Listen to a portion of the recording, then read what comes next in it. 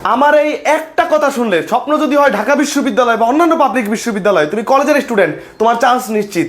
Just এই একটা কথা তোমার শুনতে রাজি থাকতে হবে। গান আছে না, কিছুটা আশায় দিয়ে যা তুই, আলো আমায় দিয়ে যা তুই, পারি না থাকতে একার কোনো উপায় দিয়ে যা তুই, তোর এক কথায় আমি রাখবো হাজার বাজি, তোর ইশারায় আমি মরে যাওয়া লাগবে না। জাস্ট আমার কথাটা শোনো, কলেজ লাইফ থেকে শুধু এই একটা টেকনিক অ্যাপ্লাই করবা, তোমার ঢাকা বিশ্ববিদ্যালয়ে চান্স কনফার্ম। কিভাবে আমি বলি, কলেজ লাইফে থাকতে তোমরা মনে করো যে ঢাকা বিশ্ববিদ্যালয়, রাজশাহী বিশ্ববিদ্যালয়, চট্টগ্রাম বিশ্ববিদ্যালয়ের প্রশ্ন বোধ হয় এটার সিলেবাস ভিন্ন, আমার ইন্টার লাইফের পড়ার সাথে কোনো মিল নাই, কলেজ লাইফের পড়ার সাথে কোনো মিল নাই, আমি কিভাবে শুরু করব, আমি কি করলে ঢাকা বিশ্ববিদ্যালয়ে চান্স পাবো, এই কতিপয় প্রশ্নের উত্তর তোমার কাছে নাই, তোমার কাছে হিসাব মিলে না, ঠিক আছে? কিন্তু দেখো, এইটা ঢাকা বিশ্ববিদ্যালয়ের এই বছরের প্রশ্ন, এই যে 24-25 সেশনের প্রশ্ন, বি ইউনিট মানে হচ্ছে খ ইউনিট, যেখানে সায়েন্স, কমার্স, আর্টস সবাই পরীক্ষা দিতে পারে, ইংলিশ, আইন, অর্থনীতি, পলিটিক্যাল সায়েন্স, সমাজবিজ্ঞান, এরকম বাঘা বাঘা সাবজেক্ট রয়েছে। তো এই ফ্যাকাল্টিটা যে রয়েছে বি ইউনিট, বিশেষ করে মানবিকের জন্য মনে করো এটা একদম কড়া একটা ইউনিট। তো এইটাতে কি এমন প্রশ্ন হয় যেটা তোমার কলেজ লাইফের সিলেবাস থেকে ভিন্ন? একদমই ভুল ধারণা, এই জিনিসটা আমরা অনেকেই জানি না। তো এখন আমি তোমাদের একটু দেখাই, জাস্ট এই দেখো, এটা হচ্ছে বাংলা প্রশ্ন। ধরো তুমি ঢাকা বিশ্ববিদ্যালয়ে ভর্তি পরীক্ষা দিই বা মানবিক থেকে বা যে কোনো ইউনিট থেকে, সায়েন্স, কমার্স, আর্টস যেখান থেকে দাও, প্রশ্ন একই, বাংলা, ইংরেজি, সাধারণ জ্ঞান। দেখো, প্রথম হচ্ছে বাংলা প্রশ্ন, এমসিকিউ থাকবে মোট 15টা বাংলা, এগুলো একটু খাতায় লিখে নিও এই তথ্যগুলা। এই যে 15টা এমসিকিউ থাকবে, তোমরা মনে করো এইগুলো বোধহয় নতুন করে কোনো জায়গা থেকে পড়তে হবে, অথচ তোমরা জানোই না এই 15টা প্রশ্ন থেকে 13, 14টা, 11, 12টা প্রশ্ন তোমার ইন্টারের সিলেবাস থেকেই হয়। ইন্টারের সিলেবাস থেকে হয়, আমি ধরে ধরে দেখাই। আমি যদি মুখে এসে বলতাম যে ইন্টারের সিলেবাস থেকে হয়, তুমি পরে খুঁজে পাইতে না। আমি তোমাকে প্রশ্ন থেকে উদাহরণ সব দেয়। এই দেখো, প্রথম প্রশ্নটা হয়েছে তোমার আবিধানিক ক্রমে সাজানো শব্দগুচ্ছ, এটা ধরো তোমার সিলেবাসে নাই, সমস্যা নাই। এর পরের প্রশ্নটা দেখো তো, যে ক্রমাগত ভুল করো না, বাক্যটিতে ক্রমাগত শব্দটি কি, কোন ধরনের তোমার বাক্যের অংশ? আমরা যে ইংলিশে পার্টস অফ স্পিচ শিখেছি না, noun, pronoun, adjective, verb, adverb, এবং ঠিক তেমনই আমরা কিন্তু ইন্টারে বাংলা দ্বিতীয় পত্রে এই যে কোনটা বিশেষ্য, কোনটা বিশেষণ, কোনটা সর্বনাম, কোনটা প্রযোজক ক্রিয়া, কোনটা ক্রিয়া বিশেষণ, এগুলো শিখছি না। বাক্য রূপান্তর শিখছি না, বাক্য রূপান্তর শিখছি কিনা, বাক্যের শ্রেণী বিভাগ শিখছি কিনা। তাহলে এই টপিকটা তুমি যদি ইন্টার লাইফে বাংলা সেকেন্ড পেপারটা ভালো করে পড়ো, 1 নাম্বার কমন, তুমি 1 নাম্বার পাইলা। দেখো তুমি আজকে বাংলায় পরীক্ষা দিলে কত নাম্বার পাইতা, তুমি নিজে মিলাই দেখো। 2 নাম্বার, বৈষম্য বিরোধী শব্দটি যে সমাসে নিষ্পন্ন। এই যে সমাস, তোমরা কি সমাস পড়ছো? তোমাদের চ্যাপ্টারে কি সমাস নাই? তোমাদের ইন্টারের দ্বিতীয় পত্রে যে প্রশ্নটা হয়, সেখানে একদিকে থাকে উপসর্গ, অন্যদিকে থাকে সমাস। হয় তুমি উপসর্গ দাগাবা, নয় তুমি সমাস দাগাবা, তাই তো? তো এই যে সমাস, তোমরা দ্বন্দ্ব থেকে শুরু করে তৎপুরুষ, কর্মদ্বারায়, এগুলো তো তোমার ইন্টারের সিলেবাসই আছে। তো এটা হচ্ছে একটা তৎপুরুষ সমাস। এই যে আমরা দেখতে পাচ্ছি, এটা তৎপুরুষ সমাস, এটা তুমি পড়েছো, পড়বা। মানুষের মধ্যে যাহা অন্তরতম এবং অনির্বচনীয়, লেখকের মতে কণ্ঠস্বর যেন তারই চেহারা। এটা তোমার কোন জায়গা থেকে আসছে? গদ্যপদ্য থেকে আসছে না? আমরা কয়টা পাইলাম? 3টা পাইলাম। হ্যাঁ, 3টা। রাবণ অনুজ লক্ষ্মী রাবণ আত্ম, যেখানে লক্ষ্মী শব্দের অর্থ হচ্ছে লক্ষ্য করে, তো এটা একটা ক্রিয়া।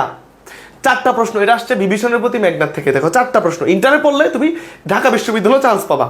তারপর বাদলায় বন্দুক বারুদ ড্যাশ কি একটু নেবে না, এখানে কি জিরিয়ে নেবে না, এটা কোন জায়গা থেকে আসছে? রেইনকোট, আখতারুজ্জামান ইলিয়াসের রেইনকোট থেকে। যারা শুধু একদম শুধু ইন্টারের আখতারুজ্জামান ইলিয়াসের এই গদ্যটা শুধু তোমরা লাইন টু লাইন পড়ছো, এখান থেকে ঢাকা বিশ্ববিদ্যালয় 1 নাম্বার কমন, তাহলে তো মানে 5টা কমন।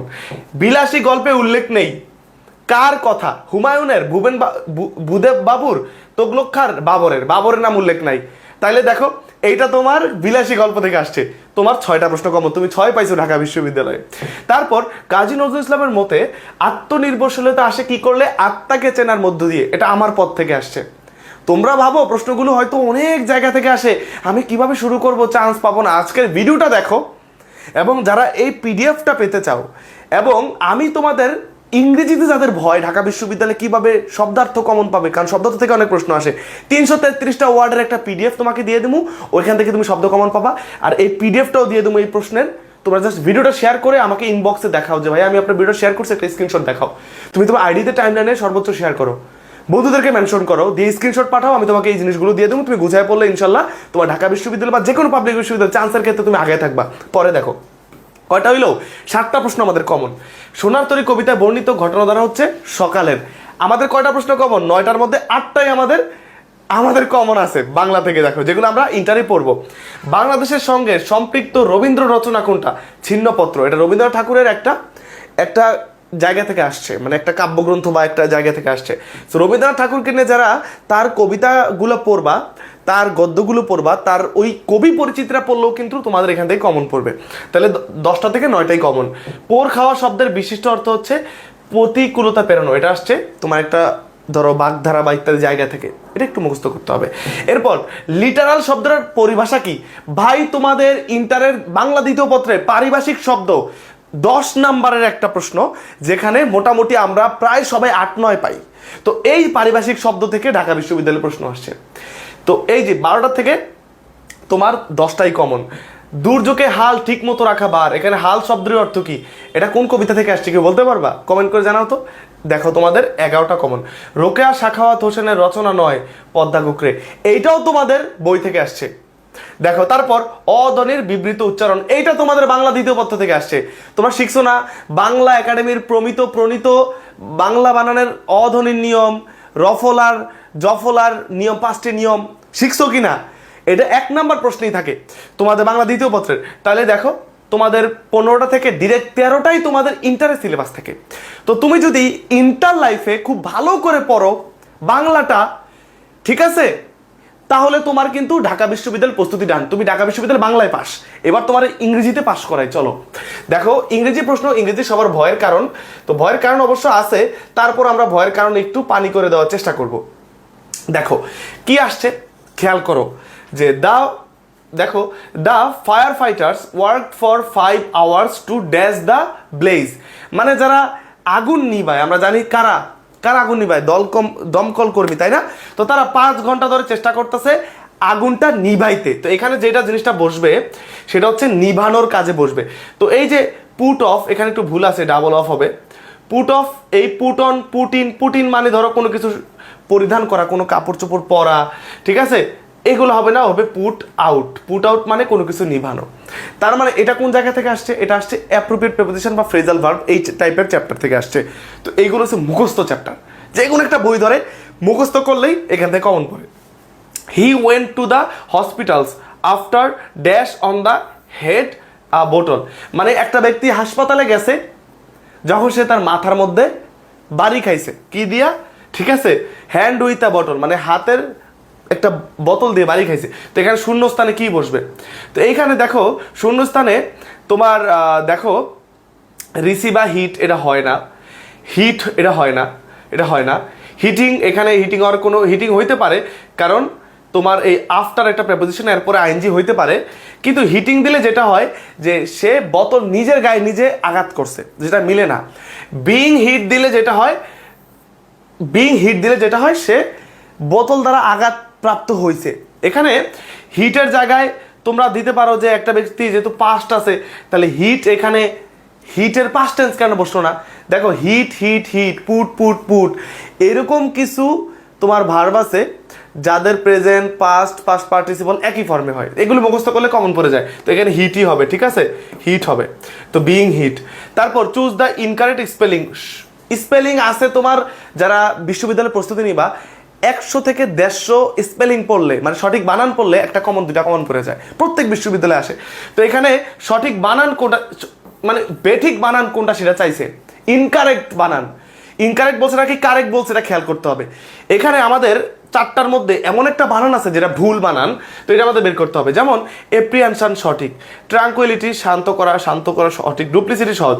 এই যে এক্সপ্লানেশন, দেখো এখানে ভুলটা কি, দেখো কি স্মার্ট প্রশ্ন করছে। দেখো এক্সপ্লেন এতটুকু পর্যন্ত ঠিক আছে, যদি এক্সপ্লেন বলো তাহলে ঠিক আছে, এক্সপ্লেন মানে ব্যাখ্যা করা।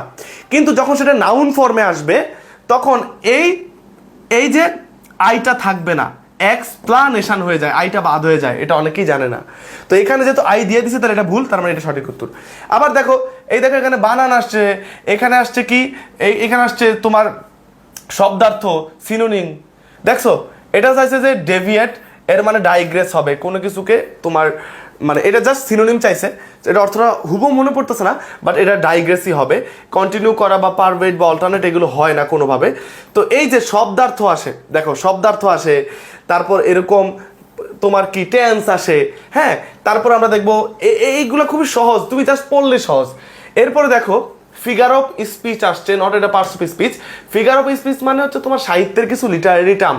এখানে বলছে she has a heart of gold, মানে তার হৃদয়টা হচ্ছে স্বর্ণের। তো এখানে একটা তুলনা করছে, তো এটা খুবই সহজ, তুলনা করলে এটা হয় সিমিলি নয় মেটাফর হবে। কিন্তু দেখো এখানে যে একটা মানুষের হৃদয় গোল্ডের মতো, এটা কি বাস্তবে হওয়া সম্ভব? যদি বাস্তবে হওয়া সম্ভব না হয় তাহলে তুলনা করলে সেটা হবে মেটাফর। আবার এটাকে খুঁজে বের করার একটা শর্টকাট টেকনিক আছে, যদি কোনো কিছুতে তুলনা করে, সে তুলনা করতে পারে অ্যাজ অথবা লাইক বসে, সেক্ষেত্রে সেটা হয় সিমিলি, বিশেষ করে সিমিলি হয়। যেমন হার্ট মানে হার্ট হইতে পারে যে অ্যাক্ট লাইক এ গোল্ড বা শাইন লাইক এ গোল্ড, ঠিক আছে, শাইন লাইক এ গোল্ড, মানে লাইক আর অ্যাজ দিয়ে দিলে তখন এটা সিমিলি হয়ে যায়। বিশেষ করে তুলনা করলে সিমিলি মেটাফর দুইটা হইতে পারে, কিন্তু যদি সেটা বাস্তবে না হয় সেটা মেটাফর হয়। আবার যে বাক্যে অ্যাজ বা লাইক দিয়ে তুলনা করে সেখানটা সিমিলি হয়। আইরনি মানে বিপরীতার্থক কিছু, এটা হবে না জীবনেও। পার্সনিফিকেশন কোনো একটা বস্তুরে ব্যক্তির মতো করে চিন্তা করা, যেমন mister pen is very good, mister হয় একটা মানুষের ক্ষেত্রে, কিন্তু আমরা যখন মিস্টার পেন বললাম একটা বস্তুকে পার্সন বানাই দিলাম, এটাকে বলে পার্সনিফিকেশন। তাহলে এই ছোট ছোট বিষয়গুলো, এই ছোট্ট চ্যাপ্টার ভাই, এখানে 8টা লাইন পড়লে, এই যে প্রশ্নটা আসছে না, এটা 8টা লাইন পড়লে 8টা ছোট্ট রুলস পড়লে, ছোট্ট, এই আমার কথা শুনে তুমি 4টা কিন্তু অলরেডি শিখা ফেলছো, এরকম 8টা পড়লে 1 মার্ক কমন পড়ে। ঢাকা বিশ্ববিদ্যালয় অহরহবার আসে। তুমি দেখো তুমি যে ভয় পাচ্ছ ঢাকা বিশ্ববিদ্যালয়ে পরীক্ষা দিতে, আবার দেখো কত সহজ আসছে। কোল্ড ফিট এর মানে কি? এটা আসছে একটা তোমার ইডিয়ম থেকে, বাগধারা থেকে। কোল্ড ফিট মানে কি? একটা কোল্ড ফিট, কোল্ড মানে ঠান্ডা, ফিট মানে হচ্ছে পা। মানুষের পা কখন ঠান্ডা হয়? কখন তার হাত পা ঠান্ডা হয়ে জমা যায়?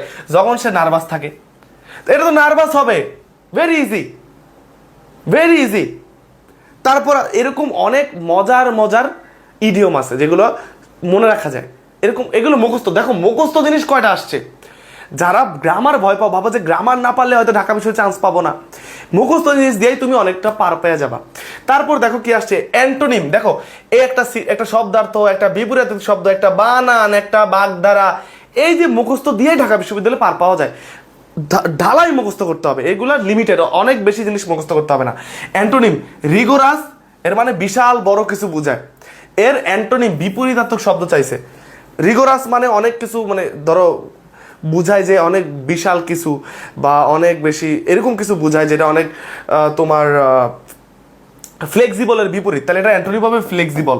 এগুলো কোনোভাবে মিলে না, ঠিক আছে। তো এই যে বললাম শব্দ, এই যে বললাম এইটা, এই যে বললাম তোমার এই শব্দগুলো আসছে, তো এই শব্দার্থ না জানলে তো তুমি এগুলো পারবা না। তাইলে দেখো কত পরিমাণ শব্দ আছে ইংরেজি, তোমার ইংলিশের যে ভোকাবুলারি বা ডিকশনারিতে, সেখান থেকে মাত্র 333টা শব্দ দিব। কয়টা? 333টা শব্দ। যারা আগামী 1 বছরে এইচএসসি 26-27 ব্যাচ যারাই দেখতেছো, শুধু 333টা শব্দার্থ পড়বা। এই শব্দগুলো সব ওই চ্যাপ্টারের মধ্যে আছে, বা তোমার সময় যেগুলো আসবে আমি হলপ করে বলে দিলাম আজকে এই ভিডিওতে, ওই আমার লিস্টটা থেকে আসবে। তাহলে যারা এই ভিডিওটা শেয়ার করতেছে, বন্ধুদেরকে মেনশন করে সেগুলো স্ক্রিনশট দিতেছো আমার পেজে, নাবিল জিকে পেজে, তাদেরকে আমি কিন্তু ওই রিসোর্সগুলো দিয়ে দিব এবং এই প্রশ্নগুলো দিয়ে দিব, তোমরা যাতে প্র্যাকটিস করতে পারো। এইবার দেখো এই টাইপের আসে, দেখছো, meet me the metro station by half an hour, মানে এটা মানে কোনো প্রশ্ন হইলো। মিট মি কোনো স্টেশন বা কিছু সামনে অ্যাড হয় না, কোনো জায়গার সামনে অ্যাড বসে না। Meet me at the metro station, এখানে ইনটু হইতে পারে, ফর তো জীবন হয় না, অন হইতে পারে, কিন্তু অন মিলতেছে না। মেট্রো স্টেশনের উপরে তো কেউ বসে নাই, মেট্রো স্টেশনের ভিতরে ছিল, একটা জায়গা বুঝাইছে, বা কোন সময় স্টেশন শব্দ থাকলে বিশেষ করে অ্যাড বসে। তো এই ছোট ছোট প্রেপোজিশন, সিম্পল প্রেপোজিশন পড়লেও কমন পড়ে, তো এমন কঠিন কিছুই আসে না। তো তারপর দেখো কি আইছে, তারপর দেখো যে এইরকম টাইপের আইছে। তো এইগুলো খুবই সহজ, বিশ্বাস করো খুবই সহজ, শুধু কয়েকটা ভালো করে পড়লেই হয়। এবং এখানে এমন কিছু লাইন থাকবে যেগুলো তোমার ইন্টারের বই থেকেও তুলে দিবে, বা গ্রামারের বাইরে এবং মুখস্থের বাইরেও তোমাদের ইন্টারের যে প্যাসেজ রয়েছে সেখান থেকেও প্রশ্ন কমন পড়ে। তার মানে আমরা বাংলা দেখলাম, ইংলিশ দেখলাম, এবার কি মনে হইতেছে যে একটু সহজ সহজ লাগতেছে না? তাহলে তুমি যদি ঢাকা বিশ্ববিদ্যালয়ে বিগত 5-10 বছরের প্রশ্ন সলভ করো একটা প্রশ্ন ব্যাংক কিনে, তোমার কাছে ততটাই সহজ লাগবে। আমরা মনে করি ইন্টার লাইফের পরে আমরা শুরু করব বিশ্ববিদ্যালয় প্রিপারেশন। আরে তুমি ইন্টার লাইফটাকেই ভালো করে কাজে লাগাও, তুমি বিশ্ববিদ্যালয় চান্স কনফার্ম। এই একটা টেকনিকে তোমার এই যে বই থেকেই সব কমন পড়বে। আর তোমরা যদি মনে করো ভাইয়া একটা গাইডলাইন দরকার, আপনি বলেন এইগুলা কোত্থেকে পড়বো, বাংলা কোত্থেকে পড়বো, পড়া দেন কিভাবে কি, তাহলে বাংলা গেল, ইংলিশ গেল। ঢাকা বিশ্ববিদ্যালয়ে খ ইউনিট কিন্তু রিটেন আছে, রিটেন একটু পরে দেখবো, এটা দেখলে তোমরা আরো হাসবা। কি প্রশ্ন হয়, আরো হাসবা, আরো হাসবা। কিন্তু এই যে সাধারণ জ্ঞান কিন্তু ঢাকা বিশ্ববিদ্যালয়ে 30 মার্ক, 30টা এমসিকিউ থাকে। যে স্টুডেন্টরা ভর্তি পরীক্ষার দিন সাধারণ জ্ঞানে ভালো করে, যে স্টুডেন্টরা ভর্তি পরীক্ষার দিন সাধারণ জ্ঞানে ভালো করে, এই বছর ঢাকা বিশ্ববিদ্যালয়ে ভর্তি পরীক্ষা এই প্রশ্নে, এই যে প্রশ্ন আসছে না, এই যে প্রশ্ন 30টা প্রশ্ন দেখো, এই 30টা প্রশ্নের মধ্যে আমার কোর্স থেকে ডিরেক্ট 27টাই কমন, 27টা ডিরেক্ট কমন। আমার নাবিল জিকে পেজে দেখো, ভিডিওগুলো আপলোড দিচ্ছে, আমার স্টুডেন্টরা নিজেরা বলতেছে পরীক্ষা থেকে বের হয়ে আমি ভিডিও করছি, দেখো ওরা বলতেছে যে ভাইয়া কমন। তোমরা এই ভিডিওগুলো কই পাইবা যে আমার এখান থেকে যে কমন পড়ছে? এই নাবিলস জিকে আমার যে ফেসবুক পেজ, এই নাবিলস জিকে ফেসবুক পেজে তুমি জাস্ট লাস্ট কয়েকটা ভিডিও দেখো, দেখবা আমার স্টুডেন্টরা কি মতামত দিছে, কয়টা কমন পড়ছে, কেমন পারছে, সব বলে দিছে। শুধু ঢাকা বিশ্ববিদ্যালয় কেন, যাদের সব রাজশাহী, চট্টগ্রাম, জাহাঙ্গীরনগর, গুচ্ছ, কুমিল্লা, সাস্ট, তোমার যে কোনো পাবলিক বিশ্ববিদ্যালয়ে আমার একটা কোর্সে সাধারণ জ্ঞান তোমার ডান। তুমি তো ইন্টার লাইফে বাংলা ইংলিশ পড়বা, কিন্তু ইন্টার লাইফে তো কোনো সাধারণ জ্ঞান বলতে কিছু নাই। ইন্টারের কোনো বইয়ে কি সাধারণ জ্ঞান আছে? অথচ সাধারণ জ্ঞান সিলেবাস কিন্তু হিউজ। তাই অলরেডি আমার কোর্সে 200 স্টুডেন্ট ক্রস করে ফেলছে, খুব শীঘ্রই 500 হয়ে যাবে, এরপরে কিন্তু ডিসকাউন্ট থাকবে না। ওই কোর্স সম্পর্কে একটু পরে বলি।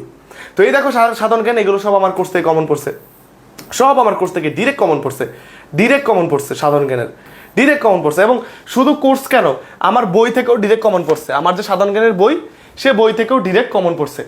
সো এইটার জন্য তোমাদের এখন থেকে একটু প্রিপারেশন নিতে হবে, একটা গাইডলাইনের মধ্যে থাকতে হবে, যেটা আমি দিব। তোমরা নাবিল জিকে পেজে নক দাও ভাইয়া, যারা 26 ব্যাচ 27 ব্যাচ এখন থেকে যদি মনে করো পাবলিক বিশ্ববিদ্যালয়ে চান্স কনফার্ম করতে চাও, তাহলে বাংলা ইংলিশটা তোমাকে বুঝে দেবো কি কি পড়বা, আর জিকেটা আমি তোমাদের কমপ্লিট করে দিব। অল্প টাকা আগামী 10 মাস পড়তে পারবা, এই সাধারণ জ্ঞান পুরো ডান হয়ে যাবে তোমার ইন্টার লাইফেই, তার মানে তুমি পুরো ফিট থাকবা ইনশাল্লাহ। তো এখন তোমাদের একটা হাস্যকর জিনিস দেখাই, যে ঢাকা বিশ্ববিদ্যালয়ে যে রিটেন আসে, এমসিকিউ হচ্ছে বাংলায় 15, ইংরেজিতে 15, কত হলো 30, সাধারণ জ্ঞানে এমসিকিউ 30, তাহলে 60, আর 40 হচ্ছে রিটেন লিখিত। দেখো কি আসছে, অনুচ্ছেদ আসছে, অনুচ্ছেদে কি করবে, একটা সৃজনশীলের মতো দিবে, এইটা থেকে তোমাকে কিছু প্রশ্ন উত্তর করতে হবে। দেখো এর মধ্যে কি আসছে, উপসর্গের অর্থবাচকতা নেই, অর্থদ্যোতকতা আছে, ব্যাখ্যা করো। দেখো এগুলো তুমি ইন্টারে বাংলা দ্বিতীয় পত্রে পড়ছো না? এইটা পারে না এমন কোনো ব্যক্তি আছে যে উপসর্গের অর্থবাচকতা নেই, অর্থদ্যোতকতা? উপসর্গ কয়েকটা আছে না, ভিডিওটা বড় হবে, তারপরে খেয়াল করো, খুব ইন্টারেস্টিং হবে। আজকে হয়তো তোমার মনে একটা এমন মোটিভেশন জাগবে যে পাবলিকে আমিই চান্স পাবো যদি একজনও পায়। দেখো উপসর্গের অর্থবাচকতা আছে, যেমন আমরা কিছু উপসর্গ জানি, অ, অগা, অজ, অন, আর, আন, আব, ইতি, উন, কত, কু, নি, পাতি, বি, বর, রাম, স, সা, সু, হা। এই যে আমি কিছু উপসর্গের নাম বললাম, এগুলোর কোনো অর্থ হয়, দুই একটার হয় ব্যতিক্রম, কোনো অর্থ হয়। এই যে অ এর কোনো অর্থ আছে, এটার কোনো অর্থ নাই, অর্থবাচকতা নাই, কিন্তু অর্থদ্যোতকতা আছে। এই অটা যদি কাজের সামনে বসে অকাজ হয়ে যায়। অর্থদ্যোতকতা মানে কি জানো? কোন একটা শব্দের সামনে বৈশা ওই শব্দের অর্থ পরিবর্তন করা, নতুন শব্দ গঠন করা। তাহলে উপসর্গের আমরা দেখলাম কোনো অর্থ না থাকলেও কোন শব্দের সামনে বৈশা যে নতুন অর্থ করে, ওইটারই তোমার অর্থদ্যোতকতা বলে, অকাজ। আবার সু এর কোনো অর্থ আছে, কিন্তু আমি যদি মহানের আগে দিয়ে দিই সুমহান, সু যদি শাসনের আগে দিয়ে দিই সুশাসন, মানে ভালো শাসন অবস্থাকে বুঝায়। তার মানে এইভাবে উদাহরণ দিয়ে দিলে তুমি ফুল মার্ক পাইবা। শব্দার্থ লেখো, এগুলো শব্দের অর্থ লিখতে কইছে, বসন, কলেবর, সোপান, এগুলো শব্দের অর্থ, এই শব্দার্থ আসে ঢাকা বিশ্ববিদ্যালয়ে। গৃহ শব্দের 4টি প্রতিশব্দ লিখো, ঘর, তাহলে তারা যারা সমার্থক শব্দ শিখবা, বিপরীতার্থক শব্দ শিখবা, তারা এটা উত্তর করতে পারবা। এখানে যা বলছে সেখান থেকে এই বাকিগুলো উত্তর করবা। এইবার কি আসে ঢাকা বিশ্ববিদ্যালয়ে, সারমর্ম আসে, একটু কঠিন আসে, তারপর একটু চিন্তা করলে তুমি লিখতে পারলেই নাম্বার, লিখতে পারলে হচ্ছে নাম্বার। দেখো এই দেখো সারমর্ম আসছে, আমি একটা ছোট্ট দেয়াশলের কাঠি, এত নগণ্য হয়তো চোখেও পড়ি না, তবু যেন মুখে আমার উসকুস করছে বারুদ, বুকে আমার জলে উঠবার দুরন্ত উচ্ছ্বাস, আমি এক দেয়াশলের কাঠি। আমাদের কি অসীম শক্তি তা তবু অনুভব করেছে বারংবার, তবু কেন বোঝো না? আমরা বন্দি থাকবো না তোমাদের পকেটে পকেটে, বেরিয়ে পড়বো আমরা, ছড়িয়ে পড়বো শহরে গঞ্জে গ্রামে দিগন্ত থেকে দিগন্তে। এটার একটা সারমর্ম লিখতে কইছে। মানে ছোট বিষয়কে আসলে কখনোই হেয় প্রতিপন্ন করা ঠিক না, এর মাঝখানে অনেক সম্ভাবনা রয়েছে, ছোট বিষয়ও চাইলে অনেক বড় ঘটনা ঘটায় দিতে পারে, এই টাইপের। মানে আমি তো জাস্ট আনঅফিসিয়াল ভাষায় বললাম। তারপর দেখো আসছে অনুবাদ করা বাংলায়, ইন্টার লাইফে অনুবাদ তোমরা পড়বা না, অনুবাদ আসে। তারপর দেখো ইংলিশে রিটেন কি আসে, একটা শর্ট প্যারাগ্রাফ আসে যে এডুকেশন কিভাবে আমাদের জীবনকে আলোকিত করে। তারপর প্রবাদ, ডোন্ট জাজ এ বুক বাই ইটস কাভার, প্রবাদ বাক্য আসছে যে এটা তো আমরা সবাই জানি যে বইয়ের উপর কাভার দেখে বইকে জাজ করো না। এটা মানে কি, বইয়ের কাভার যেরকমই হোক বা উপরের পৃষ্ঠা যেরকমই হোক, দেখতে যেরকমই হোক, তার ভিতরে থাকতে পারে অনেক সম্ভাবনা, তার ভিতরে থাকতে পারে অনেক আরও গভীর কিছু, মানে এই টাইপের জিনিসই তো বোঝায়।